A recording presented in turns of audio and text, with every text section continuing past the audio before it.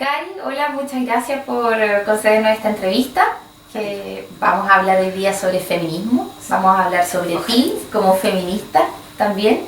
Y la idea es que podamos ligar todas estas ideas que vamos a conversar hoy día con el trabajo que haces también como terapeuta ocupacional. Y vamos a hablar de algunas cosas, obviamente proyectos y cosas que estás haciendo ahora.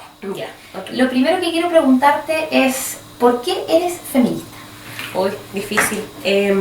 Yo creo que más no fue una decisión como ni iluminada, ni porque haya leído mucho o porque, no sé, sea una persona súper genial y por eso que voy como en una vanguardia mundial en esta tendencia, sino que fue desde la necesidad y desde lo que estaba ocurriendo también en el panorama social global. Yo cuando me acerco por primera vez al feminismo ya estaba en un activismo social desde hace un buen rato. Estaba en la Federación de Estudiantes el año 2011, que fue un año bien movilizado. Sí. A mí me tocó estar en la federación en ese entonces, era secretaria general, y nos tocó asumir hartas cosas, o sea, no solamente la movilización es como ir a los plenos, salir a las calles, sino que hay que organizar casi toda una vida común alrededor de esa pequeña suspensión en el tiempo que es la movilización social, que son los estallidos, y que constituyen de seguro para todos nosotros algo muy como fundante, ¿cachai? Ahí tengo estas reuniones, dentro de todo recuerdo, tengo estas reuniones con asambleas ciudadanas donde llega gente, por ejemplo, por la asamblea constituyente, llega gente de los pescadores, llega de un variopinto de activismos también a su vez. Y entre esto llegan compañeras feministas que son mayores que yo, a plantear también sus demandas como feministas, como mujeres, con una impronta que para mí era súper chocante en ese momento, porque como uno va forjando quizás sus liderazgos es mucho desde la visión de ciertos hombres que están dentro de los marcos de la política, dentro de los marcos de lo social. Entonces uno ve como al dirigente hombre, pero pocas veces ves a las mujeres haciendo dirigencia. Y cuando tienes la riqueza de verlo, quizás tampoco corresponden a patrones muy de construcción y de construcción. Entonces fue como súper chocante y de hecho tuve un altercado con estas compañeras que después mantengo hasta el día de hoy buenas relaciones con ellas y les agradezco mucho haber estado en ese espacio justo y preciso. Entonces ellas fueron como las primeras que alteraron el espacio y dijeron las demandas feministas. Y decía, pero ¿cómo? O sea, ¿cómo vamos a anteponer este tipo de demandas con todo lo que está ocurriendo? Hay que centrarse en lo que estamos, en una manera como muy quizá jerárquica de las formas de mirar las luchas políticas y sociales. Pero eso quizás no me hubiese hecho ruido si es que no hubiese visto también en mis mismos espacios discriminaciones de género, violencia de género, que no tenía tan visibilizado tal vez conmigo, pero claro, en el momento que esto se empieza a desencadenar y empiezo a ver que, por ejemplo, las agresiones de las fuerzas como de los pacos cuando te van a pegar son mucho más brutales con las mujeres, que hay tocaciones, que existe una forma de amedrentamiento al cuerpo de las mujeres. Cuando empiezo a ver que es algo que siempre me molestó, pero lo mantuve muy oculto en virtud de lo que era necesario hacer en la política y en lo social, la discriminación del sexismo comunicativo, por ejemplo. Que es cuando varios hombres, generalmente yo era la única mujer de las reuniones, entonces se me ocurría algo, decía algo y después otra persona, otro hombre decía exactamente lo mismo que yo, pero sus palabras y todos eran los créditos para ese hombre y un poco uno quedaba como olvidada.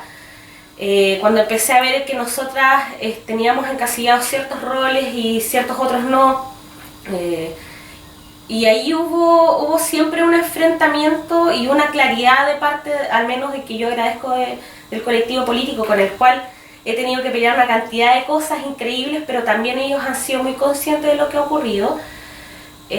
Recuerdo súper bien cuando recién asumo la Federación de Estudiantes el año 2010, que fue justo para un paro de docente, me llaman a una reunión, hay una reunión en la Federación, llaman a la Federación y primero querían otras fuerzas que eran en ese momento la Concertación, querían que mi discurso fuera más o menos suave, que no fuera muy incendiario, digamos, dentro de un específico espacio.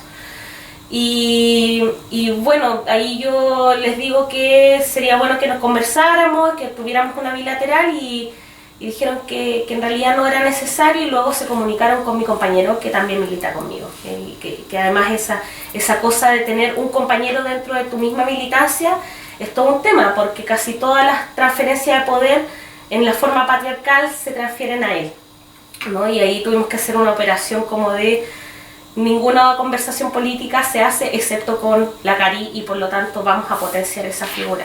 Y eso fue una decisión que fue adelantada para el momento quizá en que yo decido ser feminista, pero que fue súper necesaria también para darme cuenta que era parte de un mismo proceso. Entonces, es entre esos dos puntos del desarrollo de la dirigencia social y de encontrarme con este mundo, fue en que ya me decido definitivamente. Le digo a las compañeras, ¿sabes qué? Me acuerdo que estaban promoviendo una escuela feminista, y digo, ¿sabes qué? Después de mucho pensarlo, porque generalmente yo mis ideas las paso por 10.000 sedazos antes de tomar una decisión, dije, quiero ir a la escuela. Y todas se rieron porque en verdad todas pensaron que yo jamás iba a ir en ese espacio, y ya lo habían intentado 10.000 veces. Y fue súper enriquecedor. Hay cosas que hasta el día de hoy no me gustan de algunos feminismos, pero los respeto y los valoro, es como estas prácticas medio psicomágicas de los espacios, pero tengo que aceptar que fue una escuela súper enriquecedora para mí. Respecto a eso último que mencionaste, como que hay ciertas prácticas de algunos tipos de feminismo que no te gustan. Los feminismos efectivamente han ido ganando una diversidad tremenda en el último tiempo. ¿Dónde te adscribes tú o hacia qué ámbitos tú estás involucrada ahora? Pucha, a ver, ¿qué tipo de feminismo yo adscribo? Yo creo que estoy construyendo un feminismo. Yo creo que cada mujer construye un feminismo, dependiendo qué tipo de sujeta, en qué lugar de la sociedad está, en qué lugar de la economía está, las cercanías que tienen con los saberes. No es lo mismo una feminista probablemente del Gualmapu que una feminista de Coyhaique, una feminista del norte, una feminista del centro, que está más urbanizada, en lo rural. Entonces, yo creo que tiene mucho que ver con la situación propia en la que uno empieza a vincularse con acciones y a reflexionar desde una cierta posición. Yo siempre no siempre, pero desde que estoy, al menos en terapia ocupacional, que de a poquitito empecé a militar, y milito ya hace poco más de 8 años. Entré militando algo que no existía primero, y después formamos algo que se llama Izquierda Autónoma, que hoy día existe como una orgánica que se está constituyendo políticamente. Y desde ahí mis reflexiones son de base materialista, un materialismo histórico, digamos.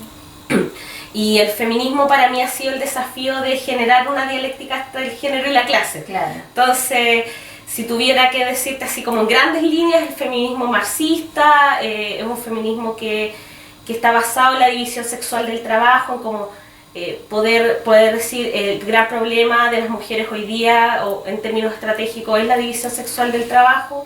Eso es afín al capitalismo tardío que tenemos instalado en Chile, al capitalismo en general de la era moderna. Y ahí hay una alianza entre el patriarcado y el capitalismo que hace que nosotras tengamos una específica posición y que por lo tanto seamos doblemente subalternizadas, y si tienes una etnia 3 veces subalternizada, y eso... Y vamos sumando. Y claro, a mí no me gusta mucho esto de la interseccionalidad, como de la suma de, sino como cómo vas vinculando esto, ¿no? Haces dialéctica con eso, cómo esta específica forma de ser de las mujeres tiene un lugar en la sociedad, y por lo tanto... Hay una feminista que vino hace poco que decía, salía en el The Clinic, para ver la situación de la mujer tienes que ver la posición económica, y efectivamente si hay una mujer que está con trabajo precario, que tiene 3 hijos, que producto de todo ese nivel de subalternización dentro del espacio doméstico, es violentada dentro del hogar, fuera del hogar. Bueno, básicamente también el trabajo precario es una forma de violencia, y además hay una cultura que es muy machista. Esa mujer probablemente no va a poder activarse a menos que se revele de su propia condición, y para eso es fundamental que existan feministas alrededor que puedan decir: ese problema no es solamente tuyo, lo vivimos todas, de distintas maneras. Entonces, por mucho que yo no pueda, por ejemplo, hay cosas como esas prácticas psicomágicas, como de tener rituales de mujer, que a mí hoy día no me interesan tanto, la verdad. Yo valido que haya mujeres que eso sea su primera entrada, o que sea su práctica común, me parece súper bien, pero al menos a mí no me acomoda en tanto constitución personal. Claro. ¿Sabes? Pero yo creo que sí es muy importante que existan espacios feministas por doquier, lo más replicados posible, porque eso nos va constituyendo también, pensarnos como mujeres distintas a las como nos han dicho que tenemos que ser mujeres. Al rol de género. Cari, y además de ser feminista y de estar ahora en Izquierda Autónoma, eres terapeuta ocupacional. Sí. Me gustaría saber cómo vas ligando estos distintos aspectos que te conforman a ti en tu ser, ¿cierto? Como persona y como mujer, y si de alguna manera tú consideras que tu trabajo actual de terapeuta ocupacional es un aporte a tu mirada feminista. O sea, yo creo que uno no puede salirse de esto. No es divisible. Esto de que vas al box, entras al box, te pones un delantal con tu nombre, que se supone que es una cierta referencia de poder sobre otros en un sistema y bajo otros en un sistema de salud, y de pronto te olvidas de que eres feminista. Y ya incluso ese mismo cuestionamiento sobre quién eres en toda la estructura de salud ya es una lógica de construcción feminista. Creo que es imposible para mí decirte que no me sirve absolutamente, sino que al contrario, yo creo que me ha dado la posibilidad de ir viendo problemáticas ocupacionales que probablemente no hubiese visto si no hubiera tenido esta reflexión anteriormente. Me refiero, por ejemplo, no voy a hablar nombres ni nada, pero si tienes en un box a una mujer que estás entrevistando por primera vez, estas típicas entrevistas que están súper planteadas en hora, en término, que para la estadística de salud tenéis que estar ahí, y de pronto viene por, no sé, un problema, hombro doloroso. Me recuerdo súper bien este caso. Hombro doloroso, perfecto, está pesquisando clínicamente, y en la derivada de la construcción de incluso la misma entrevista, le pongo la derivada de género, como visibilizando que el trabajo es también lo productivo, es doméstico, y por lo tanto en lo doméstico cuáles son sus mayores cargas, cuánto tiempo persona ocupa esa mujer en hacer el trabajo doméstico, quién es el principal cuidado del hogar, quién no es el principal cuidado, cuál es la fuente proveedora de la economía del hogar, etc. Entonces ahí uno se va dando cuenta de esa situación global de esa mujer. Y la verdad que en esa conversación vamos, y usted se acuerda de dónde empieza el dolor de este hombro. Me dice, sí, bueno, fue el otro día que hice tal cosa y siempre hago este mismo movimiento. Y si probablemente me hubiera quedado con la visión de que esto es llenar la pauta y que no hay ningún factor de género, le digo, perfecto, pase, y que hombro doloroso por movimiento repetitivo, causa típica. ¿Y ha tenido alguna lesión antes? Silencio. ¿Algún problema con la pregunta? Silencio. Sospecha, violencia. Y la sospecha era cierta. Efectivamente a la mujer la habían empujado desde una escalera hace un par de años, que era una pareja anterior. Y a partir de esa conversación empezamos a ver que existía también un círculo de violencia alrededor, que había una historia de violencia, y tuvimos que trabajar ambas cosas.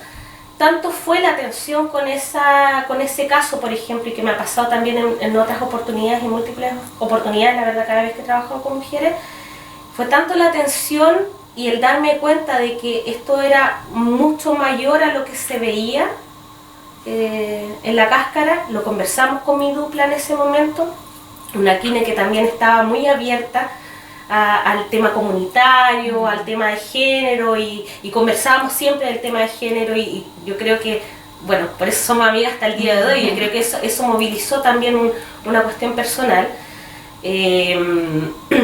Dijimos, ya, aquí esto hay que atajarlo, vamos a hacer un taller de autocuidado a mujer y vamos a abordar el tema de violencia, nos vamos a capacitar en tema de violencia, nos fuimos a hacer cursos al CERNAM en monitores comunitarios en violencia. Entonces hicimos toda una serie de acciones, modificamos las agendas, pedimos horas extras que por ahí quedaban unos fondos, y hicimos varias iniciativas que dieron por resultado intervenir en la realidad concreta, que no era solamente, efectivamente, como probablemente muchos de nuestros profesores nos decían en ese entonces, no es solamente el problema ocupacional, el segmento físico, no somos un cuerpo dividido. Bueno, ahí se da, y se da en la relación con el género.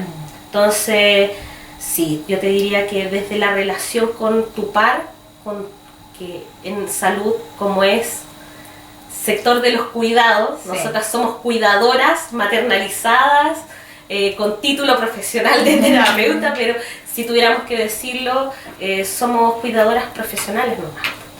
Y comúnmente eso en la división sexual del trabajo lo hacemos las mujeres. Por lo tanto, en equipos donde está constituido con muchas mujeres, el tener el factor de género dentro de esas jerarquías que se forman, que también son patriarcalizadas, tener el factor género te implica como abordar tu equipo de forma distinta, las conversaciones que tienes en lo personal, cómo lo personal influye directamente en ese trabajo de equipo, cómo el factor de género influye en las condicionantes para generar ocupaciones, para participar de la comunidad o no participar, etc. Y desde casos muy extremos, desde la violencia hasta simplemente hay algo que me está molestando y no tengo idea por qué estoy angustiada.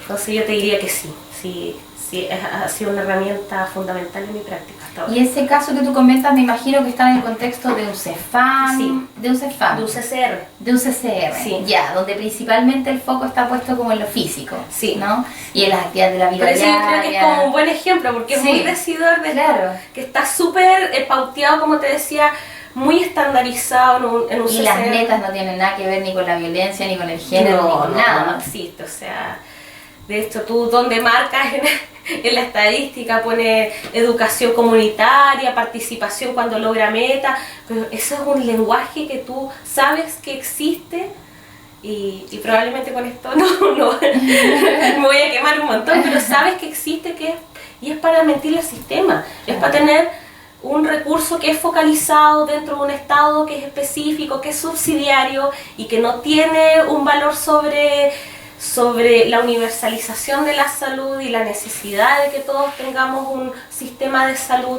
completo y complejo, sino que focaliza y prioriza y tiene sus metas y estándares de eficiencia, y por lo tanto todos competimos en eso, y ese es un lenguaje. Pero lo que tú haces en tu práctica de terapeuta, eso todavía por suerte nos pertenece y hay que conquistarlo. No hay que dejar, a mi parecer, de que eso haga que tú mermes tu capacidad crítica, que no abordes los temas como tienes que abordarlos.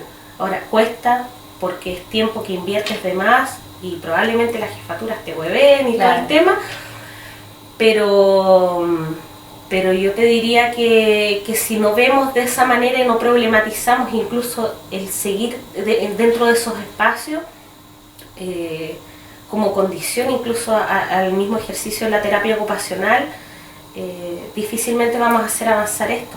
Yo creo que la terapia todavía tiene hartos pendientes, y dentro de esos pendientes justamente que nosotros como disciplina, como práctica clínica en la academia problematicemos que hoy día no existen condiciones para hacer una terapia ocupacional como queremos hacerla, varios de nosotros al menos, o como nos formamos en estos pensamientos críticos, porque no existen condiciones, no hay ni financiamiento a ese tipo de ejercicio más comunitario, más fuera del box, más en la población, más en los lugares donde existen esos problemas. Queda como la iniciativa individual. Exacto.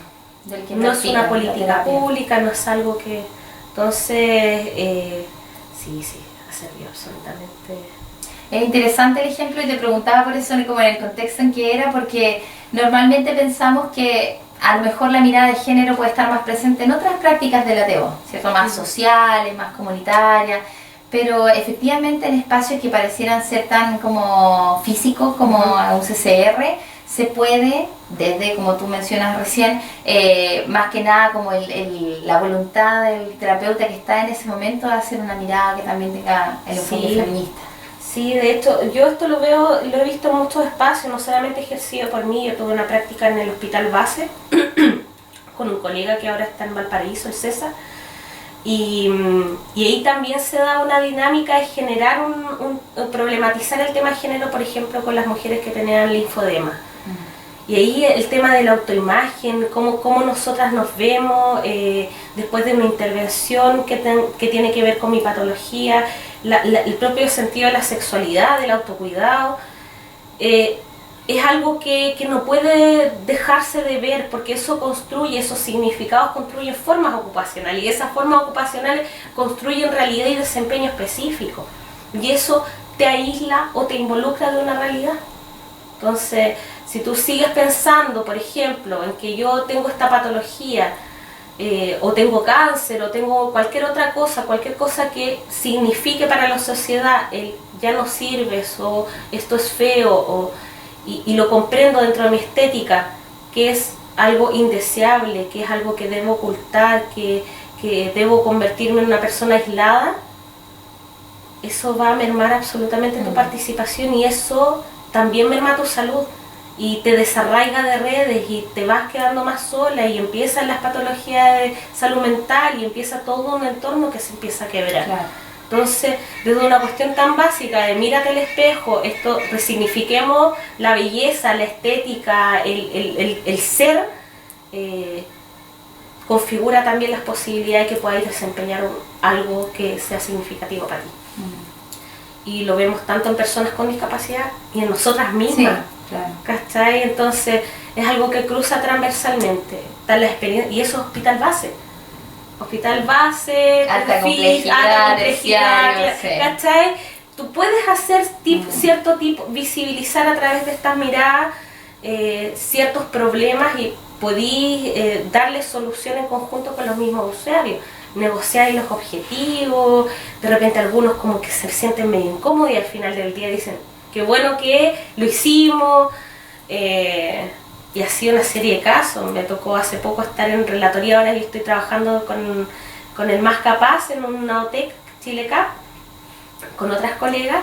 Estoy haciendo la relatoría módulo transversal, que es habilidades sociolaborales, con personas en la línea de discapacidad.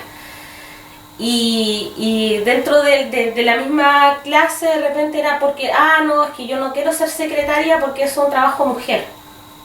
Aparece mucho en la habilitación sociolaboral, es como, no, es que eso es un rol de hombre, yo no puedo entrar a eso. Entonces entrar a quebrar esos paradigmas de, no, tú efectivamente pudieses hacer cualquier otra cosa, existe algo que se llama teoría de género, claro, mucho más aterrizado, claro, quizás en el lenguaje, pero mostrar una realidad que no es que es una construcción que sea dada por algún tipo de ley, algo que no te lo permite, es una construcción cultural, y por lo tanto transgredirla también parte de poder entender que esas capacidades las puedes desplegar en distintas áreas y no en una determinación cristalizada y estática.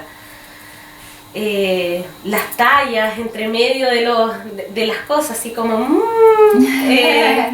o cuando hablamos de derechos laborales, de comentarios como, pero las mujeres se embarazan para tener más fuero maternal y tener trabajo, o no tener que trabajar. Entonces todas esas cosas aparecen, y a mí me sirvió incluso, y ahí está el cruce, por ejemplo, con la terapia ocupacional cuando hablamos de discriminación. O sea, bueno, el ejemplo, te lo voy a poner de esta manera.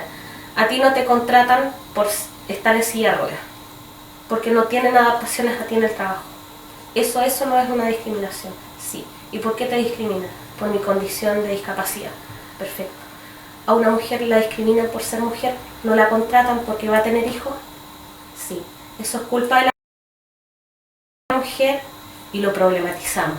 ¿Por qué es culpa de la mujer? Tiene que ver con un tema de la culpa, tiene que ver con un tema de responsabilidad, tiene que ver con un tema de la sociedad.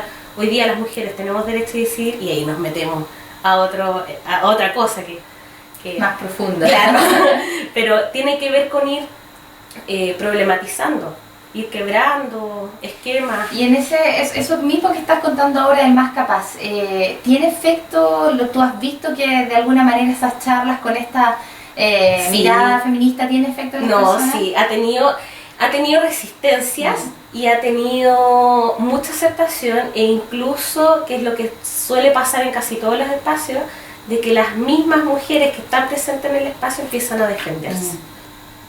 Existe una apropiación de, sí, en realidad, y como que se ponen más choras. Claro. Y eso es como un efecto súper inmediato, en la medida que tú sabes instalar que eso es algo válido de conversar y que por lo tanto hay una relatora que ya es mujer y se posiciona en el género y en la defensa de su género, significa que ellas también están un poco protegidas y dan el salto a cuestionar a sus mismos compañeros. Sí. Entonces, sí tiene efecto, yo diría que sí. Ahora, que eso lo trasladen a todas las esferas de la vida no depende de mí, y yo lo tengo claro. Y no depende ni de un programa ni de una ley. Depende exclusivamente, como decía en el punto anterior, de que existan más iniciativas mujeres haciendo esto en los lugares más comunes posibles. Ahora, me imagino que esta mirada tuya que le das a tus charlas tendrá que ver más contigo que con lo que el programa tiene... No creas, ¿no? Igual el programa tiene perspectivas de género. ¿Ya? Tiene módulo de perspectiva de género. Si bien es cierto, no te indica cómo hacerlo, Okay. pero te da la posibilidad de que tú puedas hablar de todos los factores sociales que inciden en una habilitación laboral, en la inserción de un puesto de trabajo. Entonces, ahí yo me agarro tanto de eso, pero también lo problematizo en donde esté, o sea, donde salga y emerja el problema. Podemos estar hablando de, no sé, de una entrevista de trabajo y sale el problema y lo abordo igual, no lo dejo como en el tintero. Al menos te da el espacio y ahí te lo puedes ir estructurando. Siempre y cuando no me transgreda el no pasar la clase. Claro. Lo que hay que pasar. Claro. Oye, Cari, ya para ir finalizando, me gustaría preguntarte respecto a estas experiencias que nos has contado. ¿Consideras tú que el feminismo como ideología, como epistemología, como estrategia política y como estrategia a lo mejor académica, cierto, disciplinar, es un aporte para los cambios que está viviendo la terapia ocupacional como disciplina en este momento? Yo creo que sí.